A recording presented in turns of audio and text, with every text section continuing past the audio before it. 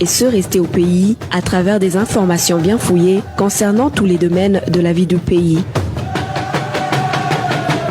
Le magazine Humura Burundi est diffusé sur le web via le site de la RPA www.rpa.bi.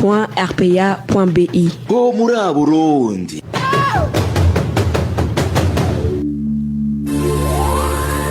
À la présentation, Émile Nibasumba. Nous sommes le 1er décembre 2020, date de la célébration de la journée mondiale contre le VIH-Sida. Au Burundi, le suivi n'est pas efficace pour les enfants qui naissent avec le virus de l'immunodéficience humaine. Vous suivrez la présidente de la ENCS tout à l'heure. Au cours de cette édition, l'économiste Faustin Ndikumana propose également au gouvernement de contracter des dettes pour faire face à la carence des devises. Les parents des élèves de l'école primaire Moussaga 2 sollicite l'intervention des autorités suite à la menace de la rivière Mimba. C'est à suivre également dans cette édition réalisée au niveau technique par le duo Emestive Niungeko, Fabrice Ndimurkondo. Merci d'avoir choisi la radio publique africaine. L'équilibrage ethnique dans différents services, tout comme la volonté de créer des ennemis, peuvent être des motifs du fichage ethnique des fonctionnaires de l'État fait par le régime d'Évariste Ndayishimiye. C'est du moins la lecture d'une experte en sciences politiques, spécialiste de la région des Grands Lacs.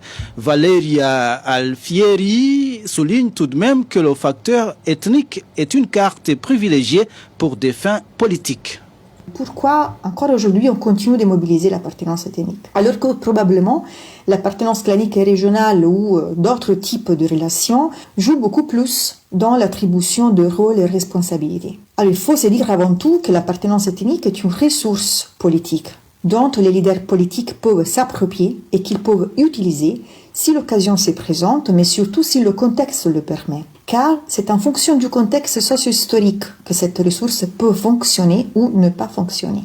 Aussi, il faut dire que plusieurs groupes et catégories d'individus jouent sur l'appartenance ethnique. Ce n'est pas seulement le parti au pouvoir. Depuis 2015 et même avant, je dirais, certaines personnalités de la société civile ou de la sphère politique alertent sur le risque d'un possible génocide, probablement pour attirer l'attention de la communauté internationale. Le CNDD-FDD, lui, de son côté, a toujours eu une approche assez ambivalente à cette question ethnique. Depuis 2005, les quotas ethniques établis à Arusha ont été grosso modo respectés au sein des institutions. Cependant, des rappels subtils et moins subtils, je dirais, à l'ethnicité n'ont pas manqué dans les déclarations de certaines personnalités politiques, ainsi que de certains journalistes proches du parti au pouvoir. Et aujourd'hui, sous prétexte d'une rationalisation, on cherche à connaître l'appartenance ethnique des fonctionnaires. Pourquoi ? Évidemment, je n'ai pas de réponse univoque à cette question, mais on peut quand même tenter d'avancer des hypothèses. Il pourrait s'agir d'une sorte d'intimidation, mais il pourrait s'agir aussi effectivement d'un besoin de rationalisation, sous prétexte de la recherche d'un équilibre ethnique dans certains services. Mais aussi, dans un contexte de crise politique, financière et économique, on pourrait avoir besoin de trouver un bouc émissaire à qui endosser la responsabilité d'une crise. On pourrait avoir besoin de construire un ennemi pour solidariser un groupe autour d'une cause. C'est donc un processus politique. Il se peut aussi que le parti au pouvoir ait besoin de faire de la place aux siens, à ses fidèles. Les anciens combattants ou des militants du CNDD-FDD sont mécontents et réclament des postes. Donc ça pourrait être une manière de les intégrer. Besoin de rationalisation ou pas, l'experte Alfieri trouve que la communauté internationale devrait rester attentive à la situation qui prévaut au Burundi, pays ayant un passé douloureux suite au conflit interethnique. Encore une fois, l'experte en sciences politiques et spécialiste de la région des Grands Lacs, Valeria Alfieri. Je trouve que c'est quand même important de rappeler que les intimidations du CNDD-FDD ne s'adressent pas aux Tutsis en tant que Tutsis, mais aux Tutsis en tant qu'opposants politiques. Et que, d'une manière plus générale, ce sont tous les opposants ou prétendus opposants qui sont menacés. Si vous pensez aux frondeurs, aux militants de Rwasa, aux militants du MSD et d'autres partis d'opposition, mais aussi au sein même du CNDD-FDD et des institutions étatiques, en fait, on menace tous les opposants. À présent, de plus en plus souvent, on procède à des fouilles dans les maisons des policiers et militaires qui étaient anciens combattants de formation militaire autre que le CNDD-FDD, comme le FNL par exemple. Donc à mon avis, les défis actuels et les dangers actuels vont bien au-delà d'une question ethnique. Cependant, les manipulations politiques de l'ethnicité, que cela vienne du parti au pouvoir ou des opposants, sont toujours potentiellement dangereuses, surtout si elles trouvent un terrain fertile pour s'implanter. Si par exemple la propagande ethnopolitique se greffe sur un contexte de pauvreté et sur la peur. Cela ne semble pas être le cas de la société burundaise pour le moment, mais compte tenu de l'histoire du pays ainsi que du contexte régional actuel, ça demande quand même de rester vigilant. Le Burundi est un pays qui traverse une période d'ethnicisation, selon toujours la spécialiste de la région des Grands Lacs, un aspect qui sera développé dans nos éditions de demain. Et pour le moment, poursuivons cette édition. Les assassinats des étudiants burundais en République fédérale de Russie sont très inquiétants. Edouard Bizimana, ambassadeur du Burundi en Russie, indique que les conclusions des rapports des enquêtes menées par la police russe ne sont pas du tout cohérentes avec la façon dont ces étudiants burundais ont trouvé la mort. Suivez ambassadeur Edouard Bizimana. Il était au micro de nos confrères de la Voix d'Amérique.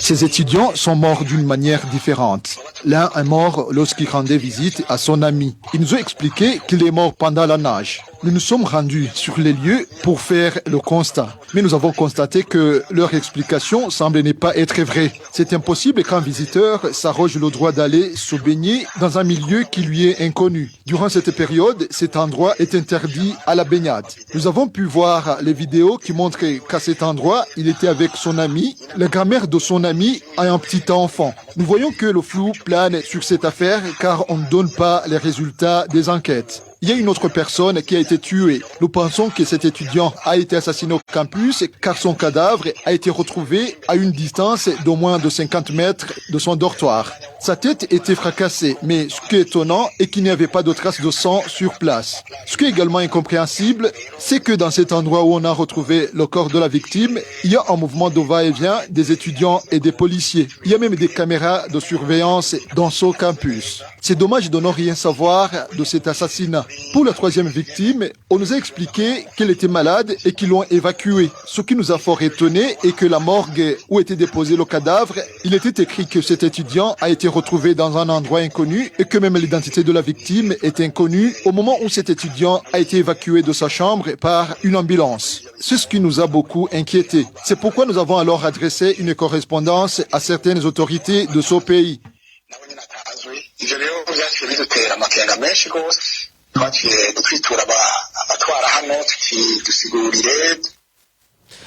Et c'est suite à ces inquiétudes que l'ambassadeur burundais Edouard Bizimana a demandé qu'il y ait une réunion avec ses homologues africains accrédités en République fédérale de la Russie. En Russie, comme partout dans le monde, et vous nous suivez en direct sur la page Facebook de la RPA, Ijwi Gawanyagihugu, et sur notre compte Twitter. Tout de suite, nous parlons de la journée internationale de lutte contre le VIH-Sida.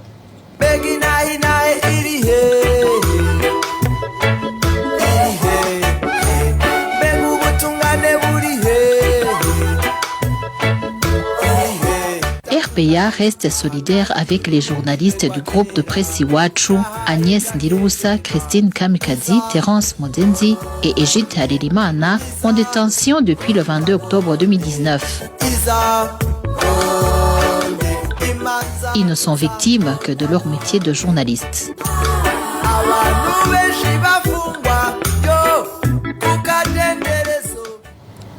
Les virus des hépatites B et C vont être combattus au même degré que celui du VIH-Sida au Burundi.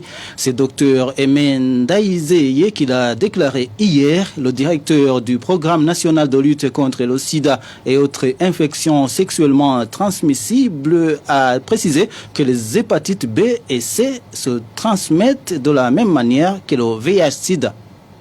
Le programme en charge de la lutte contre le VIH/SIDA prend aussi en charge les hépatites virales B et C parce que ce sont les hépatites qui évoluent vers la chronicité, donc ça peut donner des complications hépatiques et finalement arriver au cancer du foie et au décès. Ici, essentiellement, c'est que les modes de transmission sont presque les mêmes. Pour l'hépatite B, la transmission, comme le VIH, c'est sexuel, c'est sanguine, c'est aussi transmission mère-enfant. Et pour l'hépatite C, c'est beaucoup plus la transmission par voie sanguine. Donc, vous comprenez que les modes de transmission sont presque les mêmes. Et je dois ajouter que maintenant, les deux maladies l'une influence l'autre. Quand la personne a le VIH et l'hépatite virale B ou C, le VIH accélère l'évolution de l'hépatite virale B ou C. Inversement aussi, les hépatites virales accélèrent l'évolution du VIH. Donc, les deux maladies interagissent si la personne a été infectée à la fois par les deux. Et je souligne aussi que par rapport au traitement, c'est que pour l'hépatite B, les molécules qui sont utilisées pour traiter l'hépatite virale B sont les mêmes molécules qui sont utilisées par rapport au traitement du VIH. Donc, nous cherchons à dépister le VIH chez toutes les personnes qui ont l'hépatite virale B parce que si elle n'est pas dépistée, elle va avoir une molécule à monothérapie alors que pour le VIH, on associe 3 médicaments, ce qui augmenterait le risque d'avoir des résistances. Inversement, si la personne a les deux maladies, si on traite le VIH, ça veut dire qu'on va traiter en même temps aussi le virus de l'hépatite B. Donc voilà et pourquoi on a associé les deux. Donc vous comprenez que en tout cas les transmissions sont similaires et que l'une influence l'autre. Voilà, c'est la déclaration d'hier à la veille de la journée mondiale de lutte contre le sida, la journée qui s'est donc célébrée aujourd'hui dans le monde entier. Au Burundi, les cérémonies nationales se sont déroulées dans la province Kayanza. À propos du VIH/SIDA, la présidente de l'Association nationale de soutien aux séropositifs et aux malades du sida, Jeanne Gapia, déplore que le suivi n'est pas très efficace pour les enfants qui naissent avec ce virus. L'ONU-SIDA avait fixé l'objectif qui devait être mesuré cette année, l'année 2020, et c'était 90% des personnes devaient être dépistées dans tous les pays. Et parmi ceux qui sont dépistés, ceux qui sont malheureusement infectés, il fallait les mettre sous traitement ARV. Et parmi ceux qui sont sous traitement ARV, il fallait qu'il y ait 90% des personnes qui soient avec une charge virale indétectable. Alors, si nous regardons les chiffres au niveau du Burundi, nous sommes presque à ça sur les 3,90. En tout cas, le premier 90, on est presque à 88, 89. Le deuxième, je pense qu'on a déjà dépassé. Et le troisième, on est encore à 87 ou 88%. On est parmi les pays qui sont très en avance. Et ONU-SIDA maintenant se fixe un objectif d'ici 2030 de faire le même exercice, mais cette fois-ci sur 95%. Et je pense que nous allons les atteindre même avant 2030. Et à moi, je voudrais dire que lorsque nous parlons des 3,90, nous prenons les personnes infectées en général. Mais je déplore qu'on est encore en déficit lorsque nous parlons des enfants, de la prise en charge pédiatrique. Parce que là, je pense qu'on est à 48%. Ce qui est quand même très loin des objectifs des 90. Donc là, nous avons encore beaucoup d'efforts à faire. Alors lorsque je dis nous avons, c'est que tous les acteurs de lutte contre le sida, nous avons la responsabilité de relever ce défi. L'un des leaders dans la lutte contre le sida au Burundi conseille surtout à la jeunesse de rester vigilante car le sida reste une menace.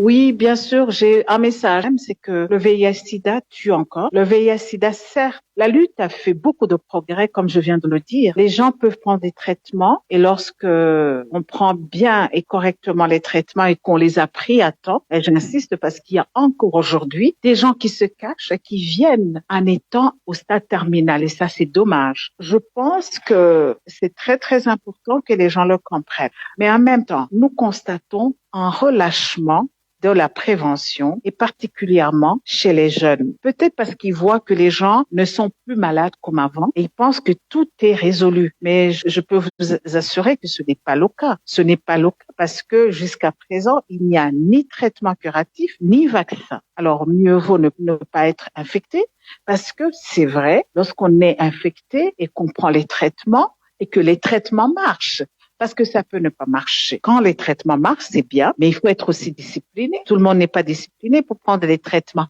tous les jours sans sauter, parce que lorsque je parle des personnes indétectables, les gens confondent indétectable et guéri. Jeanne Gapia, c'est la présidente de l'Association nationale de soutien aux séropositifs et malades du sida.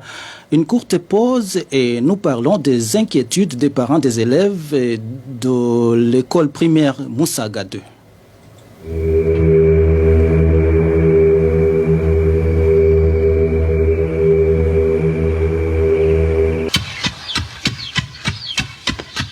À la suite de l'adoption de la résolution 1820 le 19 juin 2008 par le Conseil de sécurité des Nations Unies, le viol a été qualifié de crime de guerre, crime contre l'humanité et crime constitutif de génocide. En 2015 au Burundi, le viol a été utilisé comme arme de guerre contre les femmes et les filles opposées au troisième mandat pour les humilier, les affaiblir, les assujettir ou les détruire. Aujourd'hui, ce crime est toujours d'actualité au Burundi.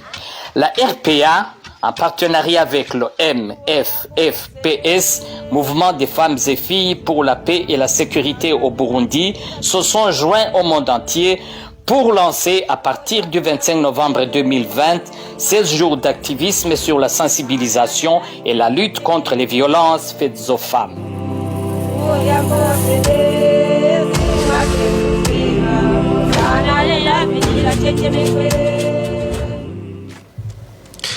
Les locaux de l'école primaire de Moussaga 2 de la zone Moussaga, commune Mouha, nous sommes dans la mairie de Bujumbura. Ils sont menacés par la rivière Mimba. Les parents des élèves demandent aux autorités d'intervenir. Les détails avec Balthazar Mibour. Les habitants de la zone Moussaga indiquent que si rien n'est fait, dans les meilleurs délais, l'école primaire de Moussaga 2 pourra emporter la vie des élèves suite à la rivière Mimba qui menace cette école. Cet habitant de Moussaga dit que les travaux de réaménagement de cette rivière qui sont en cours ne se déroulent pas convenablement. Les travaux de réaménagement sont en cours à l'école primaire 2, mais le constat est que la technique utilisée n'est pas efficace et les salles de classe sont très menacées. Il indique également que cette école, au moins 2 mètres d'impôt, qui risque de s'effondrer d'un moment à l'autre. Les blocs ciment d'à côté se sont déjà effondrés. Nous ne savons pas s'il sera possible de le réhabiliter à voir son état. L'école qui se trouve à l'extrémité de ce pont est déjà affectée. Je ne sais pas si les élèves continuent encore à fréquenter cette école. Il demande aux responsables de l'éducation de trouver une solution à ce problème dans les meilleurs délais. Au moment où les parents d'élèves de l'école primaire Moussaga 2 craignent pour la sécurité de leurs enfants, les parents ayant les élèves à l'école fondamentale de Kinanira, appelés communément à ce quartier, s'inquiètent quant à eux des salles de classe qui sont vieilles. À ce propos, nous avons tenté de joindre Devote Ndaïsenga, administrateur de la commune Mouha, mais son téléphone sonnait sans que personne ne décroche. Dans notre série de reportages sur le conflit signalé sur une parcelle située au quartier Nyawugete de la zone Kanyosha, 2 agents de l'État, respectivement du ministère de l'Urbanisme et de la Justice, sont pointés du doigt dans des actes de stélionnat faits sur cette parcelle. Selon les allégations des présumées victimes, les 2 agents de l'État leur ont menti que la parcelle leur appartenait.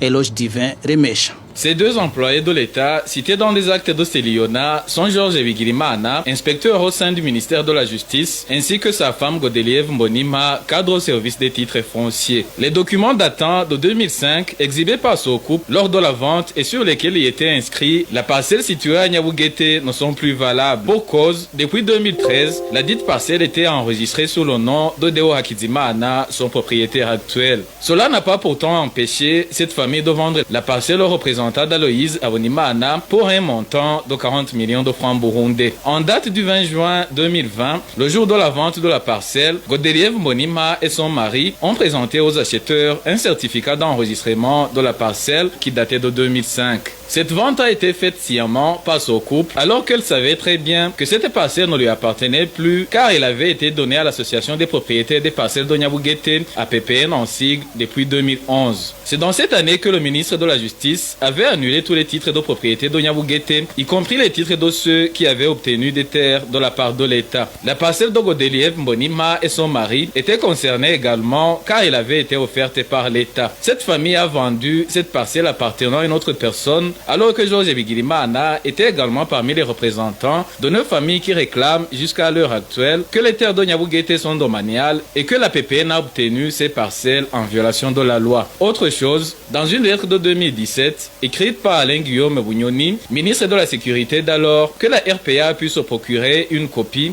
il écrivait au deuxième vice-président qu'après enquête de plusieurs commissions, il a été conclu que les terres d'Onyabugete appartiennent à la population et pas à l'État. Le ministre Bougnoni avait même dit que les 9 familles qui possédaient les parcelles offertes par l'État devraient être dédommagées, mais dans un autre lieu afin de garantir la sécurité. L'autre chose qui prouve le stélionat fait par cette famille composée par des employés de l'État, c'est la réponse du ministre de l'Aménagement du Territoire de 2019, ingénieur Jean Bosco Nhunzweni-Imana à Godeliev Mbonima. Le ministre avait annoncé à Godeliev, dans une lettre datant du 9 décembre 2019, que ces réclamations sur la parcelle enregistrées sur le numéro K2977 n'étaient pas fondées car, après vérification, le ministère avait constaté que la dite parcelle appartenait plutôt à la PPN. À la question de savoir ce qui a motivé cette famille à vendre une parcelle qu'elle connaissait bien qu'elle n'était pas la sienne, Georges Bigirimana, inspecteur au sein du ministère de la Justice, n'a pas voulu donner de réponse. Il dit qu'il est conscient que lui et sa famille n'ont pas enfreint la loi car cette parcelle leur appartient et qu'il n'y a donc aucun problème. La situation est ainsi alors que dans la lettre que la famille d'Aloïse Awonimana a écrite au numéro 1 burundais, et lui faisait part des pertes enregistrées par Aloïse Awonimana après que les travaux de construction aient été stoppés. Et tout cela avec l'achat de cette parcelle avec l'argent du crédit contracté par Aloïse Awonimana aux États-Unis d'Amérique, le pays où il réside. Cette famille avait demandé au président de la République de la réhabiliter. Vous pouvez également recevoir le magazine Humura Burundi en nous envoyant un message sur notre numéro WhatsApp. C'est le plus 49 151 294 16 348. Gouvernance sans transition. L'argent donné par la population au chef collinaire pour tel ou tel autre service est qualifié de pot de vin. C'est Gabriel Rufiri, président de l'OLUCOM, qui le dit et qui demande aux autorités habilitées d'éradiquer un tel comportement. Pour l'OLUCOM, c'est vraiment anormal de voir les élus locaux qui sont censés être des bergers, des serviteurs des citoyens, que ceux-là même qui n'hésitent pas à demander des pots de vin aux citoyens pauvres, aux orphelins et aux veuves et aux veufs. Donc pour l'OLUCOM, c'est inacceptable, surtout que dans les discours des serviteurs au plus haut sommet de l'État, nous font croire que tout administratif local qui s'arrogera le droit de demander la corruption aux citoyens qui sera sanctionné d'une manière exemplaire.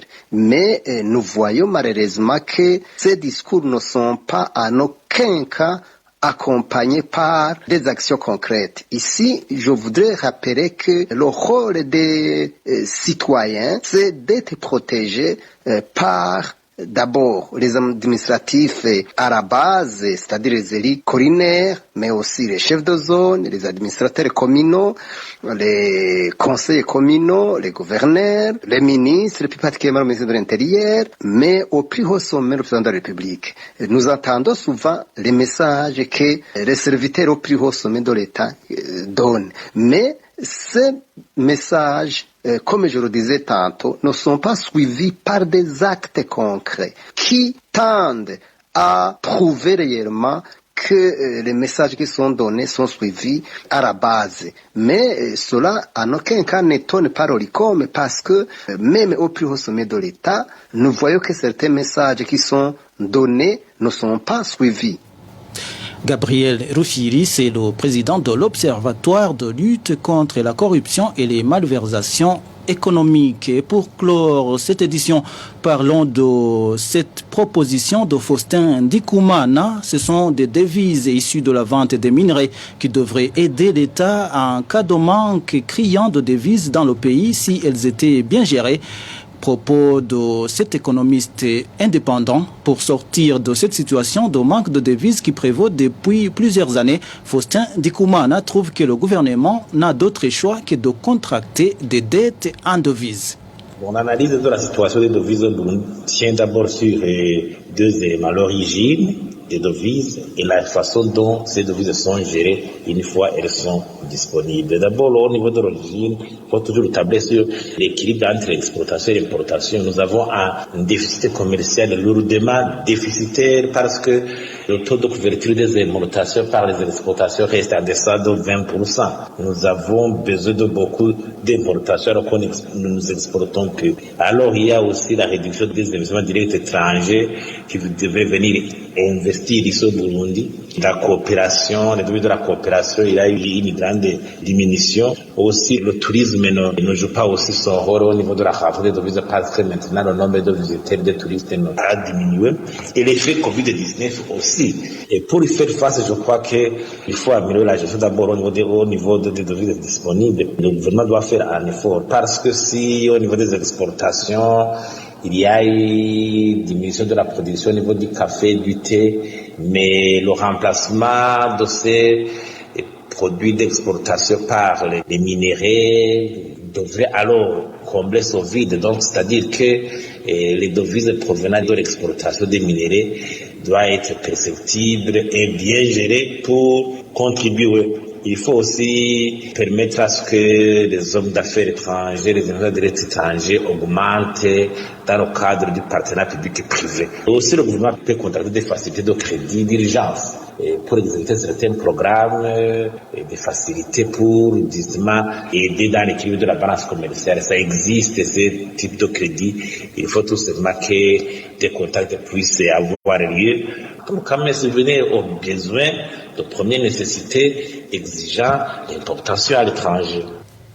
Voilà, c'est Faustin Ndikumana, l'économiste indépendant. Depuis un mois, la situation s'empire au pays. Les devises sont de plus en plus rares, ce qui est à l'origine de la hausse des prix de certaines marchandises importées. Et voilà, c'est par ici que nous mettons un point final au magazine Humura Burundi du 1er décembre 2020. Merci à MSTV Nyungeko et à Fabrice Ndimurukundo pour leur collaboration technique. Merci également à vous tous qui nous avez suivis. Emile Niwasumba, je vous présentais cette édition. Agréable soirée chez vous.